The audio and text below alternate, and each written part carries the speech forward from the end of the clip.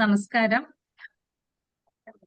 ഇന്ന് ലോക സ്തനാർബുദ മാസമായ പിങ്ക് ഒക്ടോബർ മാസത്തോടനുബന്ധിച്ച് നടത്തുന്ന Indian radiology and imaging association, അതായത് കൂടാതെ association of Malayalam movie artist, അമ്മ, സ്വസ്തി ഫൗണ്ടേഷൻ നടത്തുന്ന 15ാമത്തെ വെബിനാർ സീരീസ് ആണ് ഇന്നിവിടെ ആരംഭിക്കുന്നത്.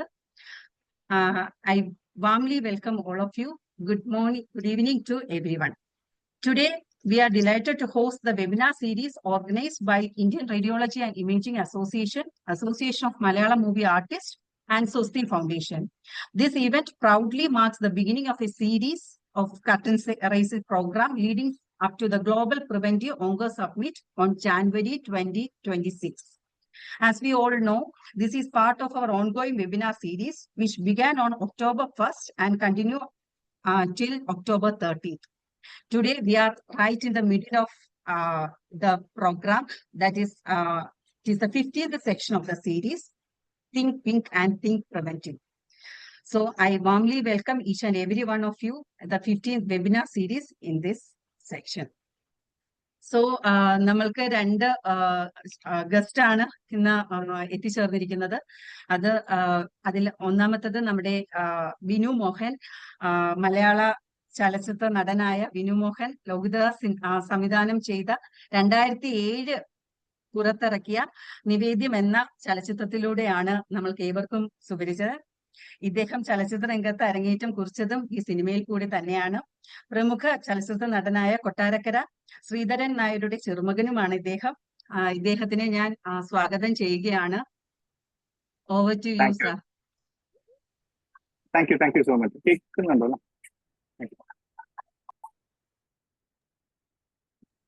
കേൾക്കാമായിരുന്നു. ഇപ്പൊ കേൾക്കാമല്ലോ അല്ലെ? ക്ലിയർ ആണോ? കേൾക്കാം. ഓക്കെ, ഞാൻ സംസാരിക്കുകയാണോ അതോ? അതെ രണ്ടുപേർക്ക് സംസാരിച്ചിട്ട് നമ്മൾക്ക് തുടങ്ങാം സാർ. Okay, thank U. അപ്പം എല്ലാവർക്കും നമസ്കാരം. കാരണം ഞാനിത് 1-ാം തീയതി മഞ്ജു ചേച്ചി ഇനോഗ്രേഷൻ ചെയ്ത സമയം മുതൽ ഞാനിത് ഇടയ്ക്കിടയ്ക്ക് കയറാറുണ്ട്. കാരണം തിരക്കുകളുടെ ഇടയിലാണെങ്കിലും ഇടയ്ക്ക് തീർച്ചയായിട്ടും ഇത് ഒബ്സർവ് ചെയ്യാറുണ്ട്. കാരണം ഒരുപാട് നമുക്ക് പ്രയോജനമുള്ള കാര്യങ്ങളാണ്. നമുക്കെന്നല്ല, ഏതൊരാൾക്കും ഒരുപാട് പ്രയോജനമുള്ള കാര്യങ്ങളാണ്. ഒരുപാട് സജഷൻസ് ആണ് നമുക്ക് ഡോക്ടേഴ്സിന്റെ കയ്യിൽ നിന്ന് കിട്ടുന്നത്. അതിനൊരു വലിയ താങ്ക്സ് ഉണ്ട് ഇങ്ങനൊരു വെബിനാറിന് ഇങ്ങനെ ഒരു കണ്ടക്ട് ചെയ്ത് ഈ മാസത്തിലേക്ക് വേണ്ടി കണ്ടക്ട് ചെയ്യുന്നതിൽ. പ്രത്യേകിച്ച് IREയുടെ നേതൃത്വത്തിൽ അമ്മയും അതിൽ അസോസിയേറ്റ് ചെയ്യാൻ സാധിച്ചതിലും അമ്മയുടെ ഒരു എക്സിക്യൂട്ടീവ് മെമ്പർ എന്ന രീതിയിലും എനിക്ക് ഒരുപാട് അഭിമാനമുണ്ട് ഈ ഒരു ഇതിൽ പങ്കെടുക്കുമ്പോൾ. നമുക്ക് തീർച്ചയായിട്ടും ഈ ഒരു പിങ്ക് മന്ത്, ബ്രസ്റ്റ് ക്യാൻസറുമായിട്ട് ബന്ധപ്പെട്ടുള്ള ഇങ്ങനെ ഒരു മാസം നമ്മൾ കൃത്യമായി ഇതിന്റെ അവയർനെസ്സും പലർക്കും എനിക്ക് തോന്നിയിട്ടുണ്ട് ഈ തരത്തിൽ ഒരു അവയർനെസ് കിട്ടാറില്ല. പ്രത്യേകിച്ച് ക്യാൻസർ എന്ന് പറയുന്ന ഒരു വലിയ ഒരു പ്രോബ്ലം നമ്മളത് അതിന്റെ ഒരു ഫൈനൽ സ്റ്റേജിൽ അല്ലെങ്കിൽ അതിന്റെ ഒരു അടുത്തെത്തുമ്പോഴാണ് നമുക്ക് പലർക്കും അത് മനസ്സിലാവുകയോ ഒക്കെ ചെയ്യാറ്. അപ്പം ഈ തരത്തിൽ സ്ത്രീകൾക്ക്, പ്രത്യേകിച്ച് സ്ത്രീകൾക്കാണ് അവരുടെ ലൈഫ് ജേർണി എന്ന് പറയുന്നത് ഒരിക്കലും സ്വന്തം ആരോഗ്യം പോലും അവരങ്ങനെ നോക്കാറില്ല എന്ന് തോന്നിയിട്ടുണ്ട്. കാരണം പലപ്പോഴും അവരുടെ ജോലി തിരക്കുകൾ നമുക്ക് എപ്പോഴും പറയാറില്ലേ, വീട്ടിലെപ്പോഴും ജോലിയുള്ളത് മറ്റുള്ള പുരുഷന്മാർക്കാണ്, അല്ലെങ്കിൽ സ്ത്രീകൾക്ക് ജോലിയില്ല, വീട്ടമ്മമാർക്ക് ജോലിയില്ല എന്നുള്ളത്. കാരണം വീട്ടമ്മമാരാണ് ഏറ്റവും കൂടുതൽ ജോലി ഉണ്ടാവുക. രാവിലെ എഴുന്നേക്കുന്ന മുതൽ കിടക്കുന്നിടം വരെയും ഏറ്റവും കൂടുതൽ ജോലി എടുക്കാറുള്ളത് വീട്ടമ്മമാരാണ്. അപ്പം കൂടുതലും കുട്ടികൾക്ക് വേണ്ടിയിട്ടും അവരുടെ വീട്ടിലുള്ളവർക്ക് വേണ്ടിയിട്ടും ഒക്കെ ജീവിതത്തിലെ അസുഖങ്ങൾ പോലും മാറ്റിവെച്ചിട്ടാണ് പലപ്പോഴും, അസുഖങ്ങളെ കുറിച്ച് ചിന്തിക്കാതെയാണ് പലപ്പോഴും അവർ മുന്നോട്ട് പോകുന്നത്. അപ്പം ഈ തരത്തിൽ ഉള്ള ഒരു അവയർനെസ് തീർച്ചയായിട്ടും അവർക്ക്, നമ്മളുടെ അമ്മമാർക്കും നമ്മളുടെ സഹോദരിമാർക്കും ഒക്കെ ഒരു പുതിയൊരു ബോധം ഉണ്ടാക്കി, കൂടാതെ അവരെക്കാട്ടിലും കൂടുതൽ അവരുടെ മക്കൾക്കും അല്ലെ അവരുടെ ചുറ്റുപാടുമുള്ള എല്ലാ പ്രിയപ്പെട്ട അവരുടെ ബന്ധുക്കൾക്കാണ്, അവരുടെ കൂടെയുള്ളവർക്കാണ് ഇതിന്റെ ഒരു അവയർനെസ് നമ്മൾ കൂടുതലും പറയുന്നത്. കാരണം അവരാണ് അവരെ ഫോഴ്സ് ചെയ്ത് ഇതിലേക്ക് കൊണ്ടെത്തിക്കേണ്ടത്. തീർച്ചയായിട്ടും ഈ ഒരു വെബിനാറിലൂടെ നമുക്ക് ഒരാൾക്കോ അല്ലെങ്കിൽ ഒന്നിൽ കൂടുതൽ ആൾക്കാർക്കോ അതിനൊരു ബോധ്യത്തോടെ അവർക്ക് ഇതിന്റെ ടെസ്റ്റുകളും അല്ലെങ്കിൽ ഈ തരത്തിൽ അവർക്ക് ഈ ഒരു ക്യാമ്പയിൻ കൊണ്ട് ഗുണം ചെയ്താൽ അത് ഈ വെബിനാറിന്റെ ഏറ്റവും വലിയൊരു പുണ്യം തന്നെ ആയിരിക്കും. കാരണം തീർച്ചയായിട്ടും ഒരുപാട് ഡോക്ടേഴ്സാണ്. കാരണം ഞാൻ ഫസ്റ്റ് മഞ്ജു ചേച്ചി ഇനോഗ്രേറ്റ് ചെയ്ത 1-ാം തീയതി പ്രോഗ്രാമിൽ കണ്ടപ്പോൾ ഒരുപാട് പേര് പല കാര്യങ്ങൾ നമുക്ക് അറിവില്ലാത്ത പല കാര്യങ്ങളെ കുറിച്ചും കൃത്യമായി പറഞ്ഞു തരുന്നുണ്ടായിരുന്നു. അപ്പം ഇത് ഒരുപാട് പേർ ഈ വെബിനാറിൽ കാണുന്നുണ്ട്. കാരണം പലപ്പോഴും പലരും ജോയിൻ ചെയ്തിട്ട് ഇതിനെക്കുറിച്ച് നല്ല അഭിപ്രായങ്ങൾ നമ്മളോട് പറയാറുണ്ട്. അപ്പോൾ ഒരുപാട് സന്തോഷം. പ്രത്യേകിച്ച് മലയാളം മൂവി അസോസിയേഷൻ അമ്മ ഇതിൽ ശരിക്കും ഒരു ഭാഗമായി, ഇതിന്റെ കൂടെ ഏറിയയുടെ കൂടെ ഒരു ഭാഗമായി തീർന്നു. അത് ഈ വളരെ വേറൊരു സന്തോഷം എന്ന് പറഞ്ഞാൽ ഏറ്റവും കൂടുതൽ വനിതാ പ്രാതിനിധ്യമുള്ള ഒരു കമ്മിറ്റിയാണ് ഇപ്പം അമ്മയിലുള്ളത്. സോ അതിന്റെ എക്സിക്യൂട്ടീവ് കമ്മിറ്റി ഒരു വനിതാ പ്രാതിനിധ്യം കൂടുതലാണ്. അപ്പം ആ തരത്തിലുള്ള ഒരു സമയം തന്നെ ഈ ഒരു വെബിനാറിലൂടെ നമുക്ക് എല്ലാവർക്കും വേണ്ടിയിട്ട് ഈ ഒരു അവബോധത്തിന് വേണ്ടി നമുക്ക് നിൽക്കാൻ സാധിച്ചതിൽ ഒരുപാട് സന്തോഷം. പിന്നെ ഇത് തീർച്ചയായിട്ടും ഇനി ഒരുപാട് ഡോക്ടേഴ്സ് ഒക്കെ ഇതിൽ സംസാരിക്കാനുണ്ട്. ഒരുപാട് കാര്യങ്ങൾ ഇന്നും എല്ലാ ദിവസവും 1 മണിക്കൂർ 7 തൊട്ട് 8 വരെ നമ്മൾ ഇത് നടത്തിക്കൊണ്ടിരിക്കുകയാണ്. ഒരുപാട് പേർ എന്റെ സുഹൃത്തുക്കളായിട്ടുള്ള സഹപ്രവർത്തകരായിട്ടുള്ളവരൊക്കെ ഓരോ ദിവസങ്ങളിൽ ഇതിൽ പങ്കെടുക്കുന്നുണ്ട്. തീർച്ചയായിട്ടും ഇന്നും അങ്ങനെ ഒരു പുതിയ കുറെ കാര്യങ്ങൾ നമുക്ക് ചർച്ച ചെയ്യാനും സംശയ നിവാരണത്തിനും ഒക്കെ ഈ ഒരു വെബിനാർ സാധിക്കട്ടെ എന്ന് ഞാൻ പ്രാർത്ഥിക്കുന്നു. എന്നെ ഇവിടെ ഈ ഒരു ദിവസം എന്നെ ഇവിടെ ഇൻവൈറ്റ് ചെയ്തതിലും ഒരുപാട് സന്തോഷമുണ്ട്. തീർച്ചയായിട്ടും ഈ വെബിനാർ ഞാൻ കേൾക്കും. ഇപ്പൊ ഞാനൊരു ട്രാവലിലായിരുന്നു, പക്ഷേ എങ്കിലും ഇതൊരു വോയിസ് പോലെ എനിക്ക് കേൾക്കാൻ സാധിക്കും. ഞാൻ ഇത് ഉറപ്പായിട്ടും ഇത് ഫോളോ ചെയ്യാവുന്ന ഒരാൾ തന്നെയാണ്. പിന്നെന്താ, നമ്മുടെ വീട്ടിലായാലും ഇപ്പം അമ്മയും എന്റെ ഭാര്യയും ഒക്കെ ഈ ഫിലിം ഫീൽഡിൽ തന്നെയാണ് വർക്ക് ചെയ്യുന്നത്, ആർട്ടിസ്റ്റുകളാണ്. അപ്പൊ അവരുടെയും ജീവിത ശൈലികളിൽ എപ്പോഴും ഈ ഒരു വെബിനാറിലുള്ള പല കാര്യങ്ങളും ഞാൻ അവരോടൊക്കെ ഡിസ്കസ് ചെയ്യാറുണ്ട്. കാരണം നമ്മളുടെ ലൈഫിൽ നമ്മളിങ്ങനെ എല്ലാം മറന്ന് ജീവിക്കുമ്പോൾ, അല്ലെങ്കിൽ നമ്മളുടെ ആരോഗ്യം മറന്ന് നമ്മൾ ജീവിക്കരുത്. നമുക്ക് എപ്പോഴും ചില കാര്യങ്ങൾ നമ്മൾ കൃത്യമായിട്ട് ആ ഏജുകളിൽ കൃത്യമായിട്ടുള്ള ചെക്കപ്പുകളും കാര്യങ്ങളും ഒക്കെ ചെയ്യണം എന്ന് ഈ ഒരു ക്യാമ്പയിനിലൂടെയാണ് എനിക്ക് സത്യം പറഞ്ഞാൽ കുറച്ചും കൂടെ എന്താ പറയാ, നമ്മൾ വളരെ ഗൗരവകരമായി എനിക്ക് അവരോട് സംസാരിക്കാൻ സാധിച്ചിട്ടുണ്ട്. കാരണം അവരെയൊക്കെ ഞാനിത് ഈ വെബിനാർ കേൾപ്പിക്കാൻ ശ്രമിക്കാറുണ്ട്. അപ്പൊ തീർച്ചയായിട്ടും ഇതിന്റെ ഒരു ഭാഗമാകുകയും ഇനിയും ഒരുപാട് നല്ല കാര്യങ്ങൾ, ഒരുപാട് നമുക്കറിയാത്ത ഒരുപാട് കാര്യങ്ങൾ ഡോക്ടേഴ്സിന് കേൾക്കാൻ ഞാനും ഇവിടെ വെയിറ്റിംഗ് ആണ്. അപ്പം എന്തായാലും ഒരുപാട് സന്തോഷം എന്നെ ഇവിടെ ക്ഷണിച്ചതിലും. ഇന്നത്തെ ദിവസം ഒരു ഔപചാരികതയുടെ പേരിൽ തീർച്ചയായിട്ടും ഞാനൊരു തുടക്കം കുറിക്കുന്ന പോലെ സംസാരിക്കും. Thank you sir. Thank you so much. ഇത്രയും തിരക്കിനിടയിലും സാർ സമയം കണ്ടെത്തിയതിൽ വളരെ താങ്ക് യു. നമ്മുടെ അടുത്ത ചീഫ് ഗസ്റ്റ് ആയ SM വിജയന്തൻ സാറ് ജോയിൻ ചെയ്തിട്ടുണ്ട്. എനിക്ക് കാണുന്നില്ല സാറിനെ. ജോയിൻ ചെയ്തിട്ടുണ്ടായിരിക്കും. ആൻസർ ഡോക്ടർ ജോയിൻ ചെയ്തിട്ടുണ്ടോ?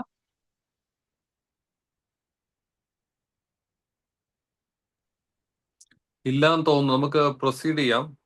സാർ ജോയിൻ ചെയ്യുമ്പോഴേക്കും നമുക്ക് സാറിനെ നമുക്ക് അപ്പോഴേക്കും ക്ഷണിക്കാം. ഓക്കെ. അപ്പം നമ്മുടെ ഇന്നത്തെ 2 സെക്ഷനാണുള്ളത്. അത് ചെയർ ചെയ്യാനായിട്ട് ഡോക്ടർ കൃഷ്ണുണ്ണി സാറിനെ ക്ഷണിക്കുകയാണ്. നമസ്കാരം. എൻ്റെ പേര് ഡോക്ടർ കൃഷ്ണനുണ്ണി. ഈ ഒക്ടോബർ മാസം അത് ലോകം മൊത്തം നമ്മളൊരു ബ്രസ്റ്റ് ക്യാൻസർ അവയർനെസ് മന്ത് ആയിട്ടാണ് അത് ഒക്ടോബർ മാസം അറിയപ്പെടുന്നത്. ഈ മാസത്തിൽ ലോകത്തിൽ മൊത്തം ബ്രസ്റ്റ് ക്യാൻസർ അവയർനെസ്സിനെ കുറിച്ച് ഒരുപാട് പ്രോഗ്രാംസ് നടക്കാറുണ്ട്. അപ്പൊ അതിന്റെ പാർട്ടായിട്ട് സ്വസ്തി ഫൗണ്ടേഷനും അമ്മയും IREയും കൂടി എല്ലാം ഒന്നിച്ച് ചേർന്ന് നടത്തുന്ന ഈ പിങ്ക് ഒക്ടോബർ ക്യാമ്പയിന് എൻ്റെ എല്ലാവിധ ആശംസകളും നേരുന്നു. ഈ ഒരു ക്യാമ്പയിന്റെ ഭാഗമായിട്ട് ലോകത്തിൽ ഇപ്പോൾ തന്നെ ഇന്ത്യയിലോ ലോകത്തിലോ നോക്കിക്കഴിഞ്ഞാൽ ബ്രസ്റ്റ് ക്യാൻസർ ആണ് ഏറ്റവും നമ്പർ 1 ക്യാൻസർ ആയിട്ട് നിൽക്കുന്നത്. എന്നാൽ ബ്രസ്റ്റ് ക്യാൻസറിന്റെ ഒരു ഇതെന്ന് പറഞ്ഞു കഴിഞ്ഞാൽ പെട്ടെന്ന് ഡിറ്റക്ട് ചെയ്യുക, അതായത് ഏർലി ഡിറ്റക്ഷൻ വളരെയധികം പറ്റുന്ന ഒരു ക്യാൻസറാണ് ബ്രസ്റ്റ് ക്യാൻസർ. അപ്പോൾ ഏർലി ഡിറ്റക്ട് ചെയ്യാൻ പറ്റുവാണെങ്കിൽ പൂർണ്ണമായിട്ടും നമുക്ക് ക്യൂർ ചെയ്യാൻ പറ്റുന്ന ഒരു ക്യാൻസർ കൂടിയാണ് ബ്രസ്റ്റ് ക്യാൻസർ. അപ്പോൾ ഈ ഒരു പ്രോഗ്രാമിന്റെ ഭാഗമായിട്ട് ഏർലി ഡിറ്റക്ഷൻ എന്നൊരു മെസ്സേജ് കൂടുതൽ ആൾക്കാരിലേക്ക് എത്തുകയും അതുമൂലം നമുക്ക് ബ്രസ്റ്റ് ക്യാൻസർ നേരത്തെ കണ്ടുപിടിക്കുകയും അതുമൂലം ഉണ്ടാകുന്ന മരണങ്ങളോ അതുമൂലം ഉണ്ടാകുന്ന ട്രീറ്റ്മെന്റ് കോസ്റ്റോ എല്ലാം കുറയ്ക്കാൻ കഴിയട്ടെ എന്ന് ഞാൻ ആശംസിക്കുന്നു. ഇത്രയും പറഞ്ഞുകൊണ്ട് ഞാൻ ഇന്നത്തെ നമ്മുടെ സയന്റിഫിക് മീറ്റിംഗിന്റെ ആദ്യത്തെ സ്പീക്കറായ ഡോക്ടർ റോണ ജോസഫ് മാഡം RCCയിലെ അസോസിയേറ്റ് പ്രൊഫസറാണ്, ബ്രസ്റ്റ് ഓങ്കോളജി ക്ലിനിക്കിലെ എൻ്റെ ടീച്ചറും കൂടിയാണ്. അപ്പോൾ മാഡത്തിനെ ഞാൻ ഈ പ്രോഗ്രാമിലേക്ക് ക്ഷണിച്ചുകൊള്ളുന്നു. മാഡം ജോയിൻ ചെയ്തിട്ടില്ലേ? മാഡം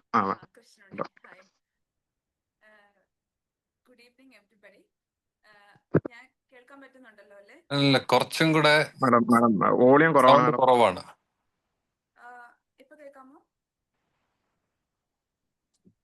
കേൾക്കാം, പക്ഷെ സൗണ്ട് കുറവാണ്. നേരത്തെ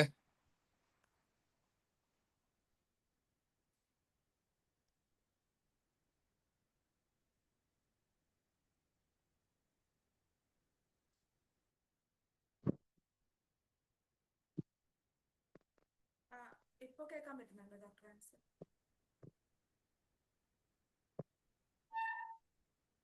ഹലോ. കേൾക്കാം. Good evening, everybody. So, at the onset, I would like to thank the organizers, Swasti Foundation, RIA, Amma, for conducting this wonderful program. So, today I'll be discussing about the current standards of chemotherapy and targeted agents in breast cancer management.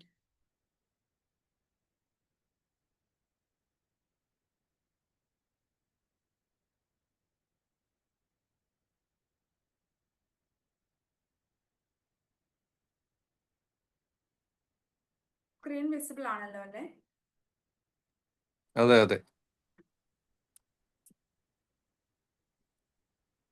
So breast cancer മാനേജ്മെന്റിൽ വളരെ essential ആയിട്ടുള്ള ഒരു component ആണ് chemotherapy. So പലപ്പോഴും എന്തിനാണ് ഈ chemotherapy കൊടുക്കുന്നത് എന്നാണ് സാധാരണ നമ്മൾ എപ്പോഴും ഫേസ് ചെയ്യുന്നത്, നമ്മുടെ ക്ലിനിക്കൽ പ്രാക്ടീസിൽ ഫേസ് ചെയ്യുന്ന ഒരു ക്വസ്റ്റ്യൻ. സോ ബ്രസ്റ്റ് ക്യാൻസർ നമുക്കറിയാം, നമ്മൾ അതിന്റെ ട്രീറ്റ്മെന്റ് ഡിസൈഡ് ചെയ്യുന്നത് mainly the stage and the type. These are the two important components that decide on the management aspect. So 4 stages ആണ് ബ്രസ്റ്റ് ക്യാൻസറിനുള്ളത്. Early stage mainly stage 1, 2 and 3 ആണ്. Advance സ്റ്റേജിനെ നമ്മൾ stage 4 എന്നാണ് പറയുന്നത്. അപ്പം ഏർലി സ്റ്റേജ് ഇനീഷ്യൽ സർജറി കഴിഞ്ഞതിന് ശേഷം അർജന്റഡ് ആയിട്ടുള്ള ട്രീറ്റ്മെന്റ് എടുത്തിട്ടില്ലെങ്കിൽ അതിൽ ഒരു നല്ല ശതമാനം ആൾക്കാർക്ക് റിലാപ്സ് ആവാൻ, അത് സ്റ്റേജ് 4ലോട്ട് പ്രോഗ്രസ് ചെയ്യാനുള്ള ഒരു ചാൻസ് ഉണ്ട്. അപ്പം ഈ ഒരു ചാൻസ് കുറയ്ക്കാൻ അല്ലെങ്കിൽ ഈ ഒരു ചാൻസ് ഇല്ലാതാക്കാൻ വേണ്ടിയാണ് നമ്മൾ പലതരം ചികിത്സകൾ കൊടുക്കുന്നത്. അതിന്റെ വളരെ എസെൻഷ്യൽ ആയിട്ടുള്ള ഒരു കമ്പണന്റ് ആണ് കീമോതെറാപ്പി. ടാർഗറ്റഡ് തെറാപ്പിയും അതേപോലെ തന്നെയാണ്. സോ നമ്മൾ നേരത്തെ ജസ്റ്റ് പറഞ്ഞതുപോലെ മെയിൻലി ബ്രസ്റ്റ് ക്യാൻസറിനെ നമുക്ക് 3 ആയിട്ടാണ് തിരിക്കാൻ പറ്റുന്നത്. ഒന്ന് is hormone positive breast cancer, next one is HER2 positive breast cancer and the third one is triple negative breast cancer. ഇത് ഓൾറെഡി നമ്മൾ നേരത്തെ പറഞ്ഞിട്ടുള്ള കാര്യമാണ്, മുമ്പത്തെ സെഷൻസിൽ ഈ ഒരു കാര്യം നമ്മൾ ഡിസ്കസ് ചെയ്തിട്ടുണ്ട്. എങ്കിലും കീമോതെറാപ്പിയെ പറ്റി പറയുമ്പോൾ ഇത് പറയാതെ മുമ്പോട്ട് പോകാൻ പറ്റില്ല. പിന്നെ അടുത്ത ഇമ്പോർട്ടൻ്റ് ആയിട്ടുള്ള കാര്യമാണ് സ്റ്റേജ് എന്ന് പറയുന്നത്. സ്റ്റേജ് 1 എന്ന് പറഞ്ഞാൽ ബ്രസ്റ്റിൽ മാത്രം ഒതുങ്ങി നിൽക്കുന്ന ക്യാൻസർ ആണ്. സ്റ്റേജ് 2 and 3 ബ്രസ്റ്റിലും ബ്രസ്റ്റിന് അടുത്തുള്ള ലിംഫ് നോഡ്സ്, കക്ഷത്തിലുള്ള ആക്സിലയിലുള്ള ലിംഫ് നോഡ്സിലും കൂടെ സ്പ്രെഡ് ആയിരിക്കുന്ന ക്യാൻസറിനെയാണ് നമ്മൾ സ്റ്റേജ് 2 and 3 എന്ന് ഉദ്ദേശിക്കുന്നത്. And stage 4 is the disease just spread to other organs. നമ്മൾ മെറ്റസ്റ്റേറ്റിക് ഡിസീസ് എന്ന് പറയുന്ന അവസ്ഥയാണ് 4th സ്റ്റേജ്. ഈ 2 കമ്പണൻസ്, അതിന്റെ ടൈപ്പും അതേപോലെ തന്നെ അതിന്റെ സ്റ്റേജും അനുസരിച്ചാണ് എന്ത് കീമോതെറാപ്പിയാണ് ഒരു രോഗിക്ക് കൊടുക്കേണ്ടതെന്ന് നമ്മൾ ഡിസൈഡ് ചെയ്യുന്നത്. സോ കീമോതെറാപ്പിയെ പറ്റി പറയുകയാണെങ്കിൽ they are chemicals. Mainly ഒരു 3 ടൈപ്പ് ഓഫ് കീമോതെറാപ്യൂട്ടിക് ഏജൻസ് ആണ് നമ്മൾ ബ്രസ്റ്റ് ക്യാൻസറിൽ ഉപയോഗിക്കുന്നത്. കോമൺലി ഉപയോഗിച്ചു വരുന്ന ഗ്രൂപ്പുകൾ ആന്ത്രാസൈക്ലിൻസ്, ടാക്സൈൻസ്, പ്ലാറ്റിനം ഏജൻസ്, ഈ പറഞ്ഞ 3 തരം ഗ്രൂപ്പുകൾ ഓഫ് കീമോതെറാപ്പിയാണ് ബ്രസ്റ്റ് ക്യാൻസർ ചികിത്സയിൽ നമ്മൾ ഉപയോഗിക്കുന്നത്. അതേപോലെ എങ്ങനെയൊക്കെയാണ് അല്ലെങ്കിൽ ഏതൊക്കെ സാഹചര്യത്തിലാണ് കീമോതെറാപ്പി നമുക്ക് എടുക്കേണ്ടത് എന്നുള്ളതാണ് അടുത്തായിട്ട് നമ്മൾ മനസ്സിലാക്കേണ്ടത്. മെയിൻലി 3 ആയിട്ടാണ് ഡിവൈഡ് ചെയ്യുന്നത്. അതിനെ നമ്മൾ നിയോ അഡ്ജുവന്റ്, അഡ്ജുവന്റ് ആൻഡ് പാലിയേറ്റീവ്, ഈ 3 സെറ്റിങ്ങിലായിട്ടാണ് പറയുന്നത്. അപ്പോൾ നേരത്തെ പറഞ്ഞു ഏർലി സ്റ്റേജ് ബ്രസ്റ്റ് ക്യാൻസർ, ഉദാഹരണമായി 1ാമത്തെ സ്റ്റേജിലുള്ള ബ്രസ്റ്റ് ക്യാൻസർ നമ്മൾ പലപ്പോഴും സർജറി ആയിരിക്കും ആദ്യമേ ചെയ്യുന്നത്. അങ്ങനെയുള്ള രോഗികൾക്ക് കീമോതെറാപ്പി ചില സാഹചര്യങ്ങളിൽ ആവശ്യമായിട്ട് വന്നേക്കാം. പ്രത്യേകിച്ച് ട്രിപ്പിൾ നെഗറ്റീവ് ബ്രസ്റ്റ് ക്യാൻസർ അല്ലെങ്കിൽ HER2 പോസിറ്റീവ് ബ്രസ്റ്റ് ക്യാൻസർ മുതലായ ടൈപ്പ് ആൾക്കാർക്ക്, രോഗികൾക്ക് കീമോതെറാപ്പി നിർബന്ധമായിട്ടും വേണ്ടി വന്നേക്കാം. എന്നാൽ ഹോർമോൺ പോസിറ്റീവ് ആയിട്ടുള്ള രോഗികൾക്ക് ചില പ്രത്യേക സാഹചര്യങ്ങളിൽ കീമോതെറാപ്പി നമുക്ക് ഒഴിവാക്കാനും പറ്റും. അതിനെയാണ് നമ്മൾ അഡ്ജുവന്റ് ട്രീറ്റ്മെന്റ്, സർജറി കഴിഞ്ഞതിന് ശേഷം ഉപയോഗിക്കുന്ന കീമോതെറാപ്പിനെയാണ് നമ്മൾ അഡ്ജുവന്റ് ട്രീറ്റ്മെന്റ് എന്ന് ഉദ്ദേശിക്കുന്നത്. നിയോ അഡ്ജുവന്റ് എന്ന് പറഞ്ഞു കഴിഞ്ഞാൽ സർജറിയുടെ മുമ്പേ കീമോ കൊടുക്കേണ്ട സാഹചര്യങ്ങൾ ഉണ്ടായേക്കാം. പ്രത്യേകിച്ച് 2ാമത്തെയും 3ാമത്തെയും സ്റ്റേജുള്ള ക്യാൻസറുകളിൽ ചിലപ്പോൾ അസുഖം വലുതായിരിക്കാം, അതല്ലെങ്കിൽ ബ്രസ്റ്റ് കൺസർവേഷൻ ചെയ്യാൻ നമുക്ക് ചിലപ്പോൾ പറ്റിയെന്ന് വരില്ല. അതുമല്ലെങ്കിൽ ഈ പറഞ്ഞ ട്രിപ്പിൾ നെഗറ്റീവ്, HER2 പോസിറ്റീവ് മുതലായ രോഗികളിൽ തുടക്കത്തിൽ തന്നെ കീമോതെറാപ്പി എടുക്കുന്നത് അവരുടെ ആയുർദൈർഘ്യം വളരെയധികം വർദ്ധിപ്പിക്കുമെന്നും പല പഠനങ്ങളും കാണിക്കുന്നുണ്ട്. അപ്പം ഈ ഒരു വിഭാഗത്തിലുള്ള ക്യാൻസറുകളിൽ സർജറിയുടെ മുമ്പേ ആയിട്ട് നമ്മൾ കീമോതെറാപ്പി കൊടുക്കേണ്ടി വരുന്നുണ്ട്. ഇതിനെയാണ് നിയോ അഡ്ജുവന്റ്, സർജറിയുടെ മുമ്പേ കൊടുക്കുന്ന കീമോതെറാപ്പി എന്നുകൊണ്ട് നമ്മൾ ഉദ്ദേശിക്കുന്നത്. അപ്പം അഡ്ജുവന്റ് ആണെങ്കിലും നിയോ അഡ്ജുവന്റ് ആണെങ്കിലും കീമോതെറാപ്പിക്ക് നമ്മൾ ഉപയോഗിക്കുന്ന മരുന്നുകൾ മിക്കപ്പോഴും ഒരേപോലെ ഉള്ളതായിരിക്കാം. അതുകൂടാതെ ഏത് ടൈപ്പ് ക്യാൻസർ ആണെന്നനുസരിച്ച് അതിന്റെ കൂടെ നമ്മൾ ഉപയോഗിക്കുന്ന ഏജൻസും വ്യത്യാസം ഉണ്ടാവാം. ഇപ്പോൾ ഹോർമോൺ പോസിറ്റീവ് ബ്രസ്റ്റ് ക്യാൻസറിൽ മിക്കപ്പോഴും കീമോതെറാപ്പി മാത്രമാണ് നമ്മൾ കൊടുക്കുന്നത്. HER2 പോസിറ്റീവ് ബ്രസ്റ്റ് ക്യാൻസറിൽ ചിലപ്പോൾ ആന്റി HER2 ഏജൻസ്, നമ്മൾ അതിനെപ്പറ്റിയാണ് ഇനി അടുത്തായിട്ട് പറയാൻ പോകുന്നത്, ടാർഗറ്റഡ് ഏജൻസ് ആവശ്യമായിട്ട് വന്നേക്കാം. ട്രിപ്പിൾ നെഗറ്റീവ് ബ്രസ്റ്റ് ക്യാൻസറിൽ അത് മെയിൻലി കീമോതെറാപ്പിയാണ് അതിന്റെ ചികിത്സ. എന്നാലും ചില സാഹചര്യങ്ങളിൽ ഇമ്മ്യൂണോതെറാപ്പി മുതലായ ചികിത്സകൾ അതിന്റെ കൂടെ നമുക്ക് ചേർത്ത് കൊടുക്കേണ്ടതുണ്ട്. അപ്പോൾ ഈ രണ്ട് സെറ്റിംഗിൽ, നിയോ അഡ്ജുവന്റ് ആൻഡ് അഡ്ജുവന്റ് സെറ്റിംഗിൽ മാക്സിമം കീമോതെറാപ്പി, ഏറ്റവും ശക്തമായിട്ടുള്ള രീതിയിൽ കീമോതെറാപ്പി കൊടുത്ത് ക്യാൻസർ തിരിച്ചു വരുന്നത് തടയാനാണ് നമ്മൾ ശ്രമിക്കുന്നത്. അതുകൊണ്ട് തന്നെ അതിന്റെ ഡോസിങ്ങും അതേപോലെ തന്നെ സൈഡ് ഇഫക്റ്റുകളും ഈ രണ്ട് ടൈപ്പ് ഓഫ് ട്രീറ്റ്മെന്റ്സിൽ താരതമ്യേന കൂടുതലായിരിക്കും. പാലിയേറ്റീവ് കീമോനെ പറ്റി പറയുകയാണെങ്കിൽ അത് നമ്മൾ സാധാരണഗതിയിൽ 4ാമത്തെ സ്റ്റേജിലുള്ള അസുഖമുള്ള ആൾക്കാർക്കാണ് കൊടുക്കുന്നത്. ഇപ്പോഴത്തെ ഒരു സാഹചര്യത്തിൽ നമുക്ക് ഒരുപാട് ടാർഗറ്റഡ് മോളിക്യൂൾസും സ്പെസിഫിക് ആയിട്ടുള്ള ടാബ്ലറ്റ്സുകളും അവൈലബിൾ ആയതുകൊണ്ട് 4th സ്റ്റേജിൽ കീമോതെറാപ്പി കൊടുക്കേണ്ട ഇൻഡിക്കേഷൻസ് തന്നെ വളരെ കുറവാണ്. അപ്പൊ അങ്ങനെയുള്ള സാഹചര്യത്തിൽ യൂഷ്വലി ഒരു സിംഗിൾ ഏജന്റ് കീമോതെറാപ്പി തന്നെയാണ് കൊടുക്കുന്നുണ്ടാവുക. ഇനി കീമോതെറാപ്പി എങ്ങനെയാണ് നമ്മുടെ ദേഹത്ത് ആക്ട് ചെയ്യുന്നത്? നമ്മൾക്കറിയാം, uncontrolled proliferation of normal cells that leading to abnormal cells, അതാണ് നമ്മൾ ക്യാൻസർ ആയിട്ട് കണക്കാക്കുന്നത്. അപ്പോൾ chemotherapy medicines mainly cell division prevent ചെയ്യാനുള്ള മെഷേഴ്സ് ആണ് ഉപയോഗിക്കുന്നത്. അപ്പൊ അതുകൊണ്ട് തന്നെ റാപ്പിഡ്ലി ഡിവൈഡിങ് സെൽസിനെ നശിപ്പിക്കുക എന്നുള്ളതാണ് അതിന്റെ മെക്കാനിസം. അതേപോലെ തന്നെ ഇത് വളരെ നോൺ സ്പെസിഫിക് ആയിട്ടുള്ള ഒരു ചികിത്സയാണ്. അപ്പൊ അത് കീമോതെറാപ്പിക്ക് ക്യാൻസർ സെൽ ആണോ അല്ലെങ്കിൽ നോർമൽ സെൽ ആണോ എന്ന് ഐഡന്റിഫൈ ചെയ്യാൻ ബുദ്ധിമുട്ടാണ്. റാപ്പിഡ്ലി ഡിവൈഡിങ് ആയിട്ടുള്ള എല്ലാ സെൽസിനെയും അത് ആക്ട് ചെയ്യുകയും അതിനെ നശിപ്പിക്കുകയും ചെയ്യും. അപ്പൊ അതുകൊണ്ട് തന്നെ നോർമൽ ടിഷ്യൂ, നോർമൽ ആയിട്ടുള്ള സെൽസും അതുകൊണ്ട് അഫക്റ്റഡ് ആയേക്കാം. പ്രത്യേകിച്ച് റാപ്പിഡ്ലി ഗ്രോയിങ് ആയിട്ടുള്ള സെൽസ്, എക്സാമ്പിൾ ആയി പറയുകയാണെങ്കിൽ നമ്മുടെ ഹെയർ ഫോളിക്കിൾസ് വളരെ പെട്ടെന്ന് ഗ്രോ ചെയ്യുന്നതാണ്. വായ്ക്കകത്തെയും കുടലിനകത്തെയുമുള്ള എപ്പിത്തീലിയം, അതിന്റെ ഔട്ടർ ലെയറിങ്, അതേപോലെ ബോൺ മാരോ, ഈ പ്രത്യേകതരം കോശങ്ങളെല്ലാം തന്നെ വളരെ റാപ്പിഡ്ലി ഗ്രോ ചെയ്യുന്നതാണ്. അപ്പൊ അതുകൊണ്ട് തന്നെ കീമോതെറാപ്പിയുടെ എഫക്ട് ഏറ്റവും കൂടുതൽ ഉണ്ടാവുന്നത് ഈ തരം കോശങ്ങളെയാണ്. ഇനി കീമോതെറാപ്പി അഡ്മിനിസ്റ്റർ ചെയ്യുമ്പോൾ യൂഷ്വലി നമുക്ക് അതിനു വേണ്ടിയിട്ടുള്ള പ്രത്യേകമായിട്ടുള്ള സെൻട്രൽ ലൈനോ അല്ലെങ്കിൽ പോർട്ടോ ഒക്കെ ആവശ്യമായിട്ട് വന്നേക്കാം. ഇതുകൊണ്ട് നമ്മൾ ഉദ്ദേശിക്കുന്നത് ബ്രസ്റ്റ് ക്യാൻസറിൽ പ്രത്യേകിച്ചും നമ്മൾക്ക് സർജറി ഒക്കെ കഴിഞ്ഞ രോഗികളാണെങ്കിൽ 2 കൈയിലും കീമോ അല്ലെങ്കിൽ ഡ്രഗ്സ് IV ആയിട്ട് കൊടുക്കാൻ ബുദ്ധിമുട്ടുണ്ടാവും.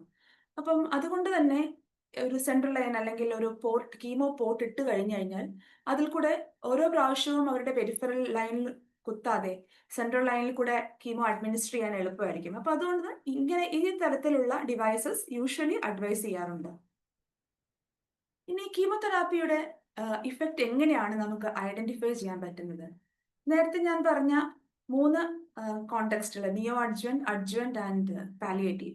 അതിൽ അഡ്ജുവന്റിൽ കീമോതെറാപ്പിയുടെ ഇഫക്റ്റ് നമുക്ക് ഐഡന്റിഫൈ ചെയ്യാൻ കുറച്ച് ബുദ്ധിമുട്ടായിരിക്കും, കാരണം സർജറി കഴിഞ്ഞ രോഗികളാണ്. പക്ഷെ നിയോ അഡ്ജുവന്റ് ആണെങ്കിൽ ബ്രസ്റ്റ് ലംപ് അല്ലെങ്കിൽ ആക്സിലറി ലിംഫ് നോഡ് അവർക്ക് ഉണ്ടായിരിക്കും. അപ്പോൾ കീമോ എടുത്തുകൊണ്ടിരിക്കുമ്പോൾ തന്നെ അതിന്റെ സൈസ് ചെറുതാവുന്നതായിട്ട്, ആക്സിലറിയിലുള്ള ലിംഫ് നോഡ്സ് ചുരുങ്ങുന്നതായിട്ടൊക്കെ നമുക്ക് ഫീൽ ചെയ്യാൻ പറ്റും. പാലിയേറ്റീവ് ഇൻഡിക്കേഷൻ ആണെങ്കിൽ പേഷ്യന്റിന് പലപ്പോഴും ആ ട്യൂമർ ഷ്രിങ്ക് ചെയ്യുന്നതും അവരുടെ ബുദ്ധിമുട്ടുകൾ കുറയുന്നതും വളരെ എവിഡന്റ് ആയിട്ട് കാണാൻ പറ്റും. അപ്പം ഇതേപോലെ ഇഫക്റ്റ് ഉള്ളതുപോലെ തന്നെ അതിന്റെ സൈഡ് ഇഫക്റ്റുകളും വളരെ ഇമ്പോർട്ടന്റ് ആണ്. അപ്പോൾ സൈഡ് ഇഫക്റ്റുകൾ മെയിൻലി ഏത് തരം കീമോതെറാപ്പിയാണ് ഒരു രോഗിക്ക് എടുക്കേണ്ടി വരുന്നത് എന്നനുസരിച്ചാണ് പലപ്പോഴും ഇരിക്കുന്നത്. മിക്ക കീമോതെറാപ്പി ഏജൻസിനും കോമൺ ആയിട്ട് കണ്ടുവരുന്ന കുറച്ച് സൈഡ് ഇഫക്റ്റുകളുണ്ട്. ഉദാഹരണമായിട്ട് അവർക്ക് നോസിയ, അതായത് ഛർദ്ദിക്കാൻ തോന്നുന്ന പോലത്തെ ഒരവസ്ഥ, ഓക്കാനം എന്നൊക്കെ പറയുന്ന അവസ്ഥ മിക്ക കീമോതെറാപ്പി മരുന്നുകൾക്കും ഉണ്ടാകാം. ഫെറ്റീഗ് ആണ് വളരെ കോമൺ ആയിട്ട് കണ്ടുവരുന്ന വേറൊരു സൈഡ് ഇഫക്റ്റ്. പിന്നെ ഭക്ഷണം കഴിക്കാൻ ഇഷ്ടമില്ലായ്മ അല്ലെങ്കിൽ വയറിന് എരിച്ചിലുണ്ടാകാം. പലപ്പോഴും ബ്ലഡ് കൗൺസിൽ ഓൾട്ടറേഷൻസ്, ഇതൊക്കെ മിക്ക ഗ്രൂപ്പ് ഓഫ് കീമോതെറാപ്പി ഏജൻസിനും കോമൺ ആയിട്ട് കണ്ടുവരുന്ന സൈഡ് ഇഫക്റ്റുകളാണ്. ഇനി ഒരു ഗ്രൂപ്പ് സ്പെസിഫിക് ആയിട്ട് നോക്കുവാണെങ്കിൽ ആന്ത്രാസൈക്ലിൻസ് മെയിൻലി വോമിറ്റിംഗ് ആണ് ഉണ്ടാവാനുള്ളത്. പിന്നെ ചില മരുന്നുകൾക്ക് ഹാർട്ടിന് ടോക്സിസിറ്റി, കാർഡിയക് ടോക്സിസിറ്റി ഉണ്ടായേക്കാം. ടാക്സിൻ വിഭാഗത്തിൽപ്പെടുന്ന മരുന്നുകൾ നേരത്തെ പറഞ്ഞ ബുദ്ധിമുട്ടുകൾക്ക് കൂടാതെ തന്നെ മസ്കുലോസ്കെലിറ്റൽ സിംറ്റംസ്, വായ്ക്കകത്ത് തൊലി പോകാനുള്ള സാധ്യത, ചില ആൾക്കാർക്ക് ഡയറിയ ഉണ്ടാകാം, ചിലപ്പോൾ ന്യൂറോ ടോക്സിസിറ്റി, ഞരമ്പുകളുടെ അബ്നോർമാലിറ്റീസ്, ഇങ്ങനെയൊക്കെ രീതിയിലുള്ള സ്പെസിഫിക് ആയിട്ടുള്ള ടോക്സിസിറ്റീസും ഓരോ കീമോതെറാപ്പി ഗ്രൂപ്പുകൾക്കും എക്സ്പ്ലെയിൻഡ് ആണ്. അപ്പോൾ നമ്മൾ മനസ്സിലാക്കേണ്ടത് എന്താണ് ആ ഒരു മരുന്നിൽ എടുക്കുമ്പോൾ നമുക്കുണ്ടാകാവുന്ന സാഹചര്യങ്ങൾ അല്ലെങ്കിൽ സൈഡ് ഇഫക്റ്റുകൾ എന്ന് ഐഡന്റിഫൈ ചെയ്ത് അതിനായിട്ട് പ്രിപ്പയർഡ് ആയിട്ട് ഇരിക്കുക എന്നുള്ളതാണ് നമ്മൾ മനസ്സിലാക്കേണ്ടതായിട്ടുള്ള കാര്യം. പിന്നെ കീമോതെറാപ്പി എടുക്കുമ്പോൾ രോഗികൾ എന്തെല്ലാം ചെയ്യാൻ പാടുണ്ട്, എന്തെല്ലാം ചെയ്യാൻ പാടില്ല, ഈ ഒരു ഡൂസ് ആൻഡ് ഡോൺസ് നമ്മൾ OP-യിൽ മിക്കപ്പോഴും കേൾക്കുന്നതാണ്, എന്ത് ചെയ്യാൻ പാടുണ്ട്. അപ്പൊ ഈ ഒരു സ്ലൈഡിൽ ഞാൻ ഉദ്ദേശിക്കുന്നത് എന്തെല്ലാം കാര്യങ്ങളാണ് നമ്മൾ ചെയ്യേണ്ടത് എന്നുള്ളതാണ്. Most important thing is try to eat healthy and stay hydrated. That is the most important thing. And eat healthy എന്ന് പറയുമ്പോൾ എന്തെല്ലാം കഴിക്കണം? അപ്പോൾ ഏറ്റവും പ്രധാനമായിട്ട് മനസ്സിലാക്കേണ്ട കാര്യം എളുപ്പം ദഹിക്കുന്ന, ഡൈജസ്റ്റബിൾ ആയിട്ടുള്ള, സിമ്പിൾ ആയിട്ടുള്ള ഡയറ്റുകൾ ഫോളോ ചെയ്യാൻ ശ്രമിക്കുന്നതാണ് ഏറ്റവും നല്ലത്. നമ്മുടെ വീട്ടിൽ സാധാരണ ഉണ്ടാവുന്ന ഭക്ഷണങ്ങൾ കഴിക്കാൻ ശ്രമിക്കുന്നതാണ് നല്ലത്. ഫ്രൂട്ട്സ് ആയിട്ട് കഴിക്കുന്നതിന് പ്രോബ്ലം ഇല്ല, പക്ഷെ ഫ്രൂട്ട് ജ്യൂസസ് ഒരുപാട് കുടിക്കേണ്ട എന്നാണ് നമ്മൾ പേഷ്യൻസിനോട് പറയുന്നത്. കാരണം പലപ്പോഴും നമ്മളുടെ ഗ്യാസ്ട്രൈറ്റിസ്, ഓൾറെഡി കീമോതെറാപ്പി എടുക്കുന്നത് കൊണ്ട് ഒരു ചെറിയ എമൗണ്ട് ഓഫ് ഗ്യാസ്ട്രൈറ്റിസ് പല രോഗികൾക്കും കാണാറുണ്ട്. അത് കൂട്ടാൻ പലപ്പോഴും ഫ്രൂട്ട് ജ്യൂസസ് കാരണമാകുന്നുണ്ട്. അപ്പോൾ ഫ്രൂട്ട്സ് കഴിക്കാം, വൃത്തിയായിട്ട് കഴുകി അതിന്റെ തൊലി ചെത്തി കളയാൻ പറ്റുന്ന ഫ്രൂട്ട്സ് ആണെങ്കിൽ അത് തൊലി ചെത്തി കളഞ്ഞതിന് ശേഷം കഴിക്കാനാണ് ഞങ്ങൾ സാധാരണ പറയുന്നത്. സെൽഫ് കെയർ ഒരിക്കലും നെഗ്ലക്ട് ചെയ്യേണ്ടത്. അതേപോലെ അടുത്ത ഇമ്പോർട്ടൻ്റ് ആയിട്ടുള്ള കാര്യമാണ് എക്സസൈസ് റെഗുലർലി എന്നുള്ളത്. ജിമ്മിൽ പോയി ഒരു കാർഡിയോ എക്സസൈസോ അല്ലെങ്കിൽ ആക്റ്റീവ് ആയിട്ടുള്ള എക്സസൈസോ ചെയ്യണമെന്ന് നമ്മൾ പേഷ്യൻസിനോട് പറയില്ല. എന്നാലും എല്ലാ ദിവസവും കുറച്ച് സമയം നടക്കാനും ഒക്കെ പ്രത്യേകമായിട്ട് ശ്രദ്ധിക്കണം. ഓവറായിട്ട് എക്സേർട്ട് ചെയ്യാൻ പാടില്ല. And get enough rest. Next important point is, നമ്മൾ ഓൾറെഡി അതിന്റെ സൈഡ് ഇഫക്റ്റിനെ പറ്റിയിട്ടും ബുദ്ധിമുട്ടുകളെ പറ്റിയിട്ടും ഡോക്ടർ നിങ്ങൾക്ക് പറഞ്ഞു തന്നിട്ടുണ്ടാവും.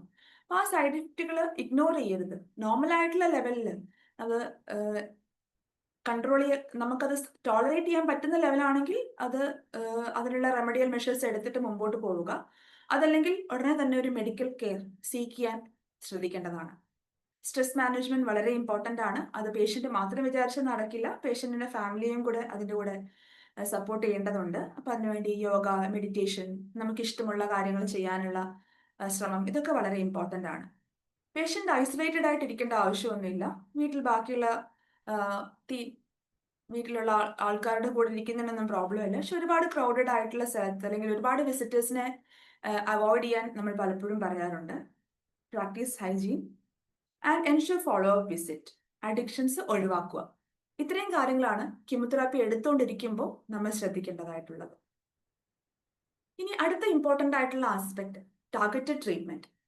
ടാർഗറ്റഡ് ട്രീറ്റ്മെന്റ് എന്നുള്ളത് നമ്മൾ ഉദ്ദേശിക്കുന്നത് ബ്രസ്റ്റ് ക്യാൻസർ മാനേജ്മെന്റിൽ മെയിൻലി ആന്റി-HER2 ഏജൻസ് ആണ്. ഏറ്റവും ആദ്യം ഞാൻ സൂചിപ്പിച്ചതുപോലെ HER2 പോസിറ്റീവ് ആയിട്ടുള്ള ബ്രസ്റ്റ് ക്യാൻസർ ഇതൊരു എൻറ്റിറ്റി ആണ്. ഓൾമോസ്റ്റ് ഒരു 20-25% of the all breast cancers they belong to this HER2 positive group. ഇപ്പോൾ HER2 മീൻസ് അത് നമ്മുടെ ശരീരത്തിലുള്ള ഒരു പ്രോട്ടീൻ ആണ്.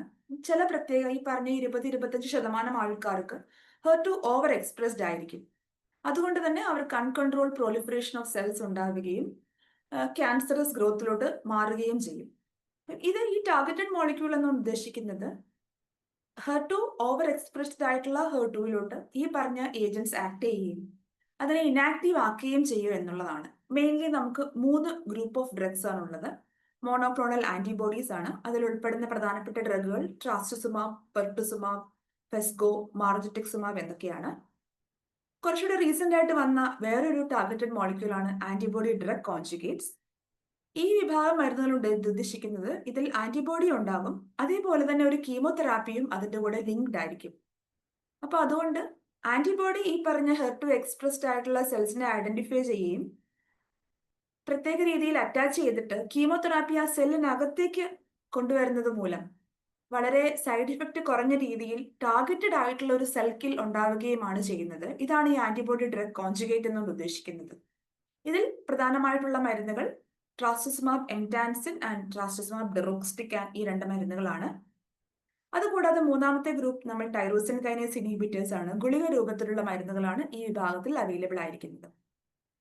നേരത്തെ പറഞ്ഞതുപോലെ HER2 ഓവർ എക്സ്പ്രസ്ഡ് ആയിട്ടുള്ള ട്യൂമേഴ്സിൽ ആന്റി HER2 ഏജന്റ്സ് എങ്ങനെയാണ് ആക്ട് ചെയ്യുന്നതാണ് ഇത് കാണിക്കുന്നത്. വളരെ സ്പെസിഫിക് ആയി ഈ പറഞ്ഞ മോളിക്യൂൾസ് HER2-ൽ ബൈൻഡ് ചെയ്യുകയും അതിന്റെ down stream cascade pathway prevent ചെയ്ത് സെൽ ഡിവിഷൻ സ്റ്റോപ്പ് ചെയ്യുകയാണ് നമ്മൾ ചെയ്യുന്നത്. പലപ്പോഴും ഈ മോളിക്യൂൾസ് തന്നെ നമുക്ക് കൊടുക്കുന്നത് കൊണ്ട് വേണ്ട രീതിയിലുള്ള ഗുണം കാണാറില്ല. പ്രത്യേകിച്ച് ഈ തുടക്ക ഘട്ടത്തിൽ ഇനീഷ്യൽ സമയത്ത് കീമോതെറാപ്പിയുടെ കൂടെ ആയിരിക്കും ടാർഗറ്റഡ് ഏജന്റ്സ് പലപ്പോഴും കൊടുക്കുന്നത്. ഇനി ടാർഗറ്റഡ് ഏജന്റ്സ് എല്ലാവർക്കും ഉപയോഗിക്കാൻ പറ്റുമോ, എന്തൊക്കെയാണ് അതിന്റെ ബെനിഫിറ്റ്സ് എന്നുള്ളത് ഞാൻ നേരത്തെ പറഞ്ഞതുപോലെ വളരെ ടാർഗറ്റഡ് മോളിക്യൂൾ ആണ്. അതുകൊണ്ട് തന്നെ പ്രിസൈസ് ട്രീറ്റ്മെന്റ് ആയിരിക്കും. സൈഡ് ഇഫക്ട്സ് കീമോതെറാപ്പിയെ കമ്പയർ ചെയ്യുമ്പോഴത്തേക്കും കുറവാണ്. ക്വാളിറ്റി ഓഫ് ലൈഫ് അതുകൊണ്ട് ഇംപ്രൂവ്മെന്റ് ഉണ്ടാകാം. സർവൈവൽ റേറ്റ് ഇംപ്രൂവ്മെന്റ് ഉണ്ട്. അതുപോലെ തന്നെ റിക്കറൻസ് റിസ്ക്കും ഈ പറഞ്ഞ ടാർഗറ്റഡ് മോളിക്യൂൾസിന്റെ യൂസ് കൊണ്ട് കുറയ്ക്കാൻ പറ്റിയിട്ടുണ്ട്. പക്ഷെ ഇതിന്റെ മെയിൻ ആയിട്ടുള്ള ലിമിറ്റേഷൻ എന്ന് പറയുന്നത് ഇതിന്റെ കോസ്റ്റ് ആണ്. പല റീസെന്റ് മോളിക്യൂൾസും വളരെ കോസ്റ്റ്ലി ആണ്. സാധാരണ ഇൻഷുറൻസിലോ അല്ലെങ്കിൽ ഗവൺമെന്റ് സ്കീമിലോ പലപ്പോഴും അവൈലബിൾ ആവില്ല. അപ്പൊ അതുകൊണ്ട് തന്നെ availability of treatment is limited. Another important thing is we cannot use this targeted agents in all subtypes. For HER2 positive breast cancer മാത്രമേ ആന്റി HER2 മോളിക്യൂൾസ് ഗുണപ്രദമാവുകയുള്ളൂ. ഇതൊക്കെയാണ് അതിന്റെ ലിമിറ്റേഷൻസ് ആയിട്ട് സാധാരണ പറയുന്നത്. ഇതിൽ ഏറ്റവും കൂടുതൽ ഗുണം കാണിച്ചിട്ടുള്ള ടാർഗറ്റഡ് മോളിക്യൂൾ എന്ന് പറയുന്നത് ട്രാസ്റ്റസുമാബ് എന്ന് പറയുന്ന ആന്റിബോഡിയാണ്. ഏകദേശം ഒരു 20 വർഷത്തിൽ കൂടുതലായി നമ്മൾ ബ്രസ്റ്റ് ക്യാൻസർ മാനേജ്മെന്റിൽ ഉപയോഗിക്കുന്നതാണ്. HER2 പോസിറ്റീവ് ബ്രസ്റ്റ് ക്യാൻസർ, പ്രത്യേകിച്ച് 4th സ്റ്റേജ് ആയിട്ടുള്ള HER2 പോസിറ്റീവ് ബ്രസ്റ്റ് ക്യാൻസറിന്റെ ഔട്ട്കം വളരെയധികം മാറ്റിമറിക്കാൻ ഈ മരുന്നിന് സാധിച്ചിട്ടുണ്ട്. റീസെന്റ് ആയിട്ട് പെർട്ടുസുമാബ് എന്ന് പറഞ്ഞ മരുന്ന് കൂടെ ചേർത്ത് പലപ്പോഴും നമ്മൾ ട്രാസ്റ്റസുമാബ് കൊടുക്കേണ്ടി വരുന്നുണ്ട്. അത് ഏർലി സ്റ്റേജ് ബ്രസ്റ്റ് ക്യാൻസറിലും അതേപോലെ തന്നെ അഡ്വാൻസ്ഡ് സ്റ്റേജ് ബ്രസ്റ്റ് ക്യാൻസറിലും ആ കോമ്പിനേഷനാണ് നമ്മൾ ഉപയോഗിക്കുന്നത്. ഈ ടാർഗറ്റഡ് മോളിക്യൂൾസിലെ ഒരു റീസെന്റ് അഡീഷൻ ആണ് ഫെസ്കോ. ഫെസ്കോ എന്ന് പറയുന്നത് ഒരു സബ്ക്യൂട്ടേനിയസ് പ്രിപ്പറേഷൻ ആണ്. ട്രാസ്റ്റസുമാബ് പ്ലസ് പെർട്ടുസുമാബ്, നേരത്തെ പറഞ്ഞ 2 മോളിക്യൂൾസ് ഒരുമിച്ച് സബ്ക്യൂട്ടേനിയസ് ആയിട്ട് കൊടുക്കുന്ന ഒരു പ്രിപ്പറേഷൻ ആണ്. ഇതുകൊണ്ട് നമ്മൾ പ്രധാനമായിട്ടും അച്ചീവ് ചെയ്യുന്ന ഗുണം എന്ന് പറയുന്നത് ഒരു 5 to 10 മിനിറ്റ്സ് കൊണ്ട് തന്നെ ഈ ഡ്രഗ് അഡ്മിനിസ്ട്രേഷൻ നമുക്ക് തീർക്കാൻ പറ്റും. IV ആയി നമ്മൾ കൊടുക്കുകയാണെങ്കിൽ 3 മുതൽ 4 മണിക്കൂർ വരെ പലപ്പോഴും നീണ്ടു നിൽക്കുന്ന ഇൻഫ്യൂഷൻ ആണത്. അതാണ് ഈ പറഞ്ഞ 10 മിനിറ്റോടെ നമുക്ക് കൊടുക്കാൻ പറ്റുന്നത്. ഫിക്സ്ഡ് ഡ്രഗ് കോമ്പിനേഷൻ ആണെന്നാണ് ഫെസ്കോ. റീസെന്റ് ആയിട്ട് നേരത്തെ സൂചിപ്പിച്ചതുപോലെയുള്ള ആന്റിബോഡി ഡ്രഗ് കോൺജുഗേറ്റ്സ് ആണ് പുതിയ അഡീഷൻ എന്ന് പറയുന്നത്. ഇതിൽ കീമോതെറാപ്പിയും ആന്റിബോഡി മരുന്നുകളും കൂടെ ചേർന്നിട്ടുള്ള അവസ്ഥയാണ്. അപ്പോൾ കീമോതെറാപ്പി സെല്ലിനകത്തേക്കാണ് ഡെലിവർ ചെയ്യുന്നത്. അതുകൊണ്ട് തന്നെ സൈഡ് ഇഫക്റ്റുകൾ പലപ്പോഴും കുറവാണ്.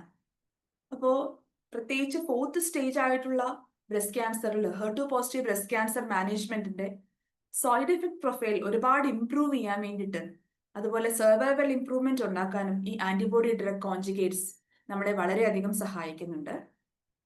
മൂന്നാമതായിട്ടുള്ള ടാർഗറ്റഡ് മോളിക്യൂൾ ആണ് TKI എന്ന് പറയുന്നത്. അത് ടാബ്ലറ്റുകളാണ്. പ്രധാനമായിട്ടും HER2 പോസിറ്റീവ് ബ്രസ്റ്റ് ക്യാൻസറിൽ 4th സ്റ്റേജിലാണ് ഈ പറഞ്ഞ മോളിക്യൂൾസ് നമ്മൾ ഉപയോഗിക്കുന്നത്. അപ്പം ഇത്രയും കാര്യങ്ങളാണ് നമ്മൾ ഇന്ന് anti HER2 targeted molecules and കീമോതെറാപ്പിയെ പറ്റി പറയാനുള്ള ഞാൻ വിചാരിക്കുന്നത്. 10 മിനിറ്റ് കൊണ്ട് നമുക്ക് വളരെ ബ്രീഫായിട്ട് അതിൻ്റെ ഒരു ദൃശ്യത പോകാൻ പറ്റിയെന്നാണ് ഞാൻ വിചാരിക്കുന്നത്. ആർക്കെങ്കിലും എന്തെങ്കിലും ഡൗട്ടുകൾ ഉണ്ടെങ്കിൽ ചാറ്റ് ബോക്സിൽ വരുവാണെങ്കിൽ അതിനെ പറ്റിയിട്ട് ആൻസർ ചെയ്യാൻ എനിക്ക് സന്തോഷമേ ഉള്ളൂ. So proper understanding and preparedness is the key. There is no need to fear, and every story is unique and every journey matters. That is the motto of this year's Pink October month. Thank you. Thank you madam. Breast cancer treatment എടുക്കുന്നവർക്കും അവരുടെ റിലേറ്റീവ്സിനും എല്ലാം വളരെ സിമ്പിളായി, ഒരു medical ജാർഗൺസും ഇല്ലാതെ വളരെ സിമ്പിളായി മാഡം അതെന്താണ് കീമോതെറാപ്പി, എന്താണ് ടാർഗറ്റഡ് തെറാപ്പി എന്ന് എക്സ്പ്ലെയിൻ ചെയ്തു. എനിക്ക് തോന്നുന്നു ആ ഡൂസ് ആൻഡ് ഡോൺ സ്ലൈഡ് എന്ന് പറയുന്നത് ഒരു കീമോതെറാപ്പി എടുക്കുന്ന രോഗിയുടെയും അവരുടെ ബന്ധുക്കളുടെ എല്ലാ സംശയങ്ങൾക്കുള്ള ഒരു 1 സ്റ്റോപ്പ് സൊല്യൂഷൻ ആയിട്ടാണ് എനിക്ക് ആ ഡൂസ് ആൻഡ് ഡോൺ സ്ലൈഡ് തോന്നിയത്. സോ എന്തെങ്കിലും ക്വസ്റ്റ്യൻസ് ഇപ്പൊ എടുക്കുന്നുണ്ടോ അതോ നമ്മൾ ലാസ്റ്റ് സെഷൻ എല്ലാം കഴിഞ്ഞിട്ടേ ക്വസ്റ്റ്യൻസ് എടുക്കുന്നുള്ളോ? ഈ സെക്ഷൻ വേണമെങ്കിൽ നമുക്കിപ്പം ചോദിച്ചിട്ട് അടുത്തതിനകത്ത് പോവാം. ഓക്കെ, എന്തെങ്കിലും ആർക്കെങ്കിലും എന്തെങ്കിലും ക്വസ്റ്റ്യൻസ് ഉണ്ടെങ്കിൽ മാഡത്തിനോട് ഇപ്പോൾ ചോദിക്കാം.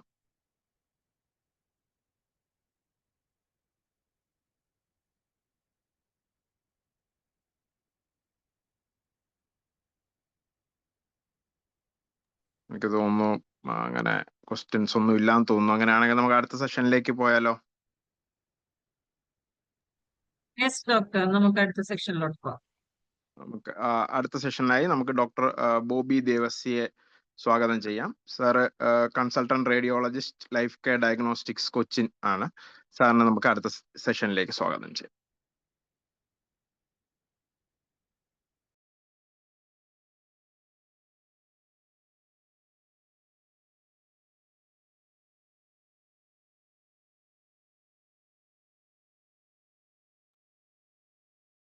സാറ് ജോയിൻ ചെയ്തിട്ടില്ലേ?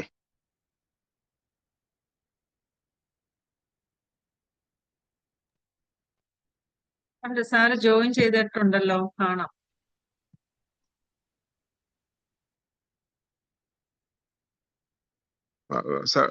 ഡോക്ടർ ബോബി ദേവസ്യ സർ, അടുത്ത സെഷൻ നമുക്ക് തുടങ്ങാം.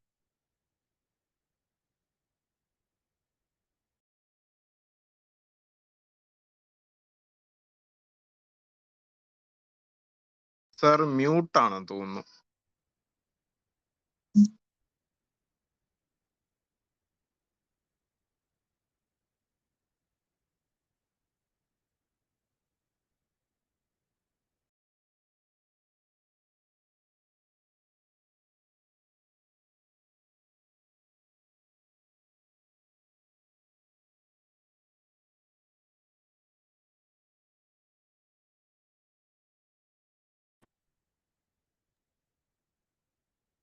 Screen കാണാവോ?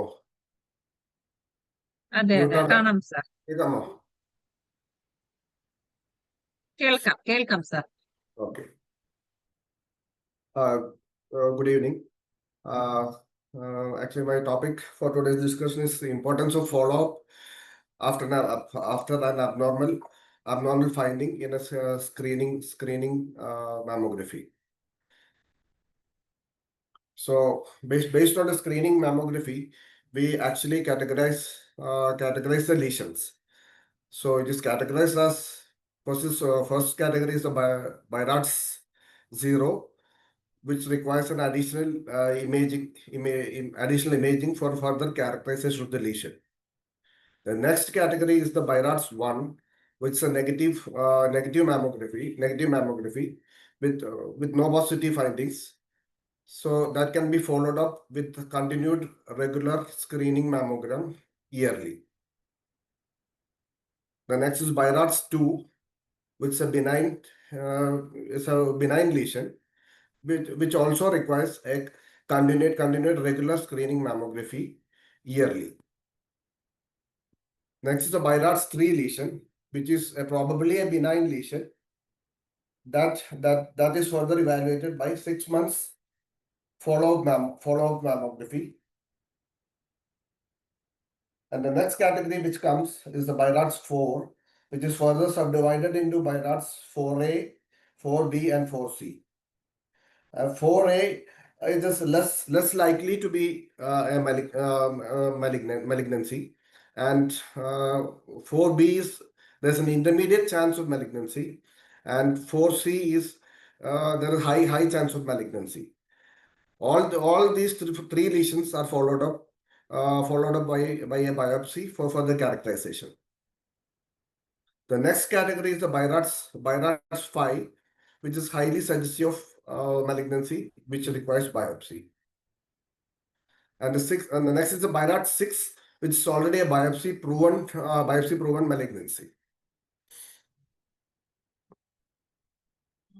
So follow-up after an abnormal screening mammography, it helps us to clarify certain uncertain findings.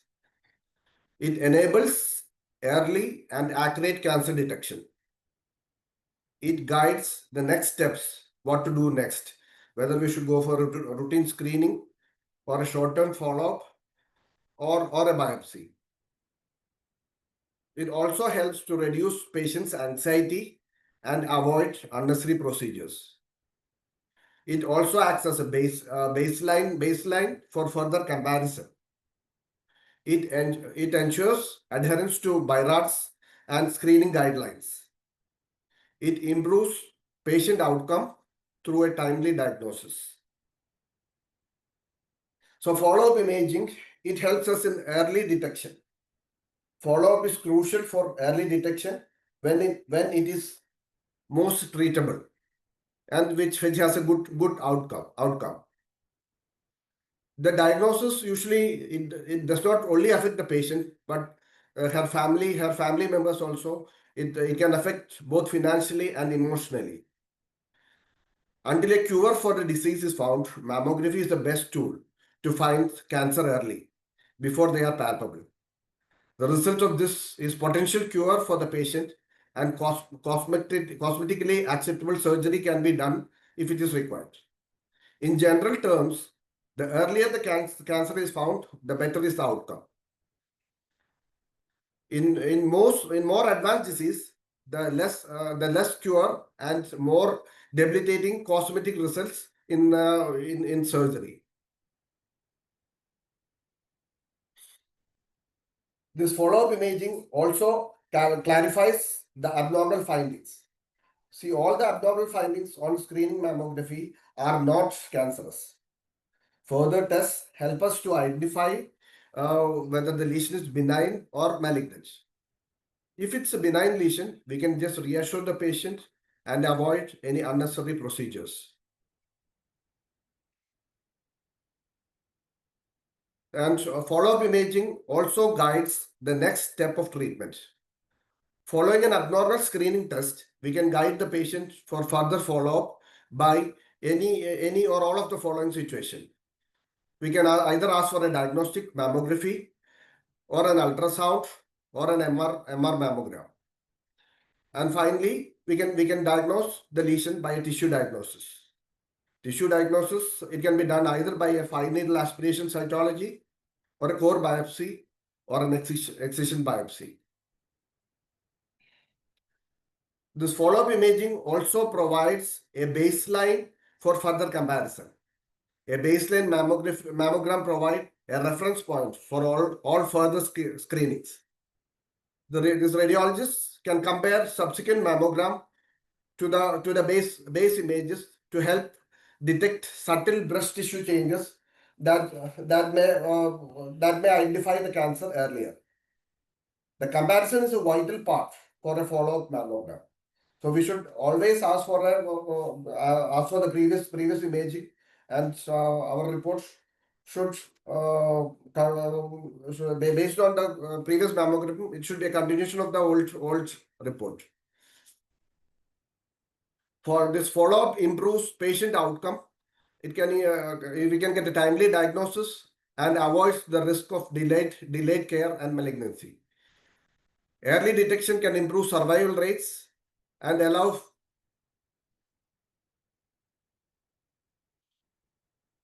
for less invasive treatments. Failing to follow up can delay necessary treatments for breast cancer, leading to poor outcome. So timely follow-up, that's a point to be remembered. Timely follow-up is what is required for all after a screening mammography. So these are the follow-up advice. For BI-RADS 1 and 2 category lesion, we do a routine yearly follow-up. And BI-RADS 3 lesion, we ask for a short interval follow-up once in every 6 months.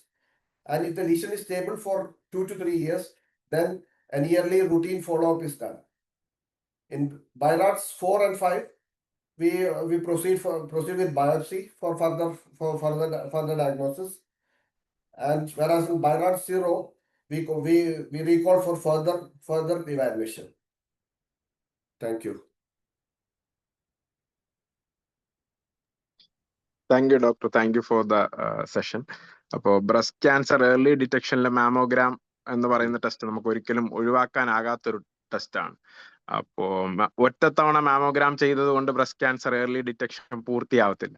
Doctor പറഞ്ഞതുപോലെ ഓരോ വൈറാറ്റ്സിന്റെ ഓരോ കാറ്റഗറിയും അതിനനുസരിച്ച് അതിൻ്റെതായ follow up scans ചെയ്യേണ്ടതായിട്ടുണ്ട്.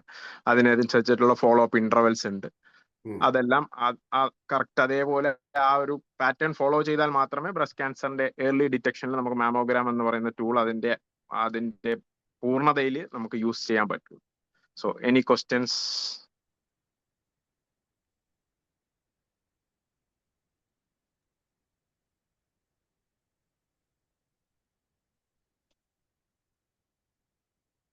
എനിക്ക് തോന്നുന്നു questions ഒന്നും ഇല്ല എന്ന്. Over to doctor Dhanuja. നമുക്ക് ബാക്കി. Okay okay, thank you sir. രണ്ട് സെക്ഷനും നല്ല രീതിയിൽ തന്നെ കൊണ്ടുപോയ രണ്ട് ഡോക്ടേഴ്സിനും വെരി താങ്ക് യു. എനിക്ക് തോന്നുന്നത് വിജയേന്ദ്രൻ സാറിനൊരു സാങ്കേതികമായ ഒരു കാരണത്താൽ സാറിന് ജോയിൻ ചെയ്യാൻ പറ്റിയില്ല.